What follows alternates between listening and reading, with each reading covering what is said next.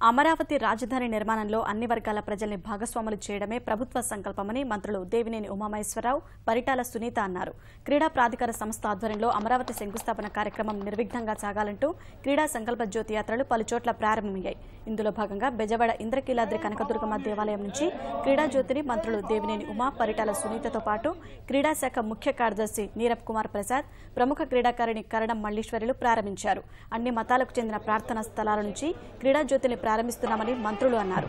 గుణదల మేరీమాత church, Amaravati Amaralingeswara స్వామి దేవాలయం, గుంటూరు మర్కజ్ మసీద్, బెజవాడ కనకదుర్గమ్మ దేవాలయం నుంచి సంకల్ప జ్యోతులు ప్రారంభిస్తున్నామని వివరించారు.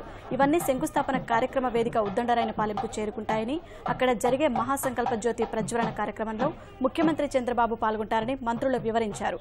అన్ని వర్గాల ప్రజలకు అనువైన రాజధాని నిర్మాణమే ప్రభుత్వ లక్ష్యమన్నారు.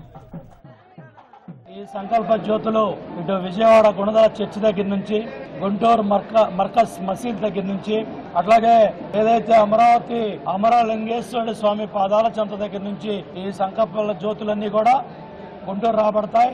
అక్కడ మళ్ళీ ముఖ్యమంత్రి గారి ఆధ్వర్యంలో అక్కడి నుంచి రాజధాని ఎక్కడైతే శంకుస్థాపన జరుగుతూ ఉందో ఆ ప్రాంతానికి ఈ సంకల్ప జ్యోతులన్నీ కూడా వెళ్తాయి.